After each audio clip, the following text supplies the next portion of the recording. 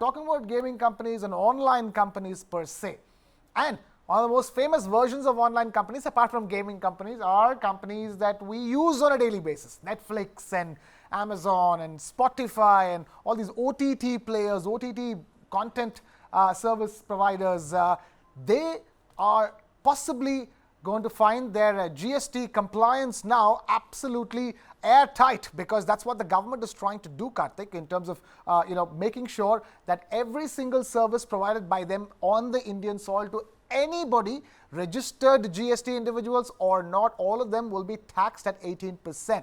But Kartik, we were just checking your own last month's Netflix bill. I hope we can pull up those those visuals of my invoices which I have been paying. So don't we already pay 18% GST? 18%. I mean, I checked 3 services that I subscribe to. Right. Netflix already charges 18% IGST, and I'm a non-GST registered individual user. I think what the government is trying to do, and in fact what the reports are suggesting this morning, is that government wants to make it airtight for services which are in the realm of OTT, to individuals, to state governments, to central governments, GST compliant. But to my mind, most of these services, I looked at Netflix, I looked at YouTube, I looked at Apple, and all 3 of them.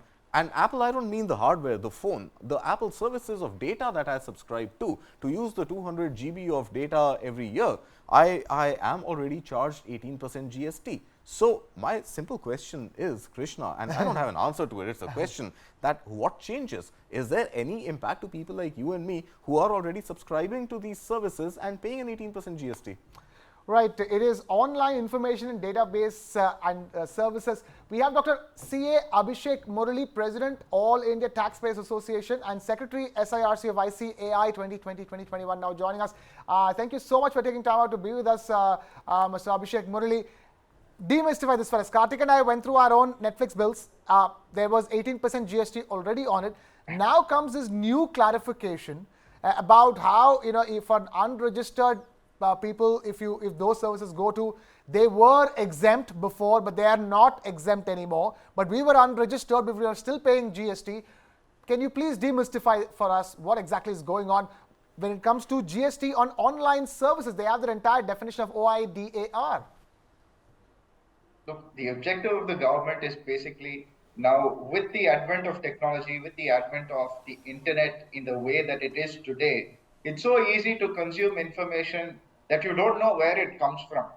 And a big challenge that is the case for especially tax authorities, whether it is income tax or GST, is that locating who is giving the service. Today I can set up a server anywhere across the world and I can supply to anyone across the world. So therefore, while Netflix and Apple is a low-hanging fruit, I can say, because that's something which is very common and almost everyone uses it. So straight away we think about that. But there are a lot of services, companies that give, anime is consumed very largely in many parts of India. There's a niche audience for that in India. And there's not really any great provider of this service, which is either Netflix or Prime or, Amazon, all of these people who are supplying their OTT platforms. Some of these are not available in the large quantity that people who follow it want. So now they subscribe to a certain Japanese company or maybe an American company, etc. So there is a consumption of the service. So it is happening. It's not that it doesn't happen. It is happening. And what is happening is these people are providing the service against Indian consumers or other Indian service providers who are not able to do it at the same rate that these guys get it. So how is it fair if News9 has to pay 18% GST and Al Jazeera is sitting somewhere across the world and they're able to supply the same service without having to pay GST? Right. So I think Abhishek Murali, what we're trying to understand here is that you have these. We understand that this GST is on foreign players providing online services here on Indian soil. So you have the likes, the major ones already, whichever bill you pay, Apple or Netflix already, where you're paying 18%. The question I'm asking is that there is an entire distinction between providing for business purposes and personal purposes.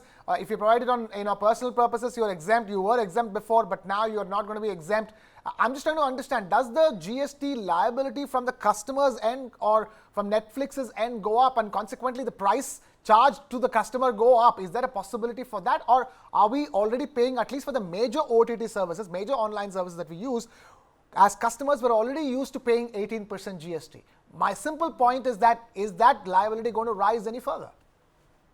It's unlikely unless Netflix or whoever is the service provider decides to rack on the prices onto this. So in fact, the largely consumed OTT platforms, I think there'll be no major change for you in terms of your pricing, what you're paying today.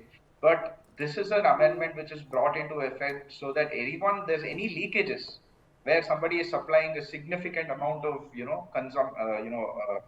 content for consumption in order to protect the Indian Revenue Authority's collection. That's why they're doing it, because how does the government verify whether it's for personal consumption or a business? Agreed. If it's a So, GST, Abhishek, yes. if I can just come in here, for the sake of time as well as your time as well as the air time that we have available, I just want to understand: is it absolutely necessary for a foreign OTT service provider? We'll call it OTT for the sake of simplicity. Right. For a foreign OTT house to also set up an Indian subsidiary to be able to charge this GST? Otherwise, wouldn't it lead to some sort of a duplication of tax or a double taxation, because they would be paying tax in the country where they are providing a service as well as paying tax in the host country where they are housed? So what changes for these OTT service providers? Do all of them now need to necessarily have an Indian subsidiary as well? Well, so this is where the interesting point comes in. Majority of these companies are set up in places where there's no tax, or they hardly pay any tax. Absolutely. So the whole point is that they're paying no tax, and yet they're earning income from people across the world. So as far as India is concerned, demographically we're placed in a good position right now. So whatever tax collection, what you're earning out of our country needs to be collected to our country. So ultimately the point, coming back to the previous question, is our charges going to go up? It may not go up for the main services, it may go up for some others, but I think that's a commercial decision. So if the service provider feels that Indian customers are so important, they're price sensitive, if I increase it by 18%, I lose them, then they need to make do with modifying their prices to include the GST or something. But as far as consumers, yes, there may be some services which are going to cost more, but that's ultimately your decision commercially whether you want to do it or not. All right, Abhishek Murali there joining us with the latest on that perspective, helping us decode and demystify what exactly is going on with the GST on all kinds of online service providers. Thank you, Abhishek Murali, for taking time out to be with us here on Business Plus.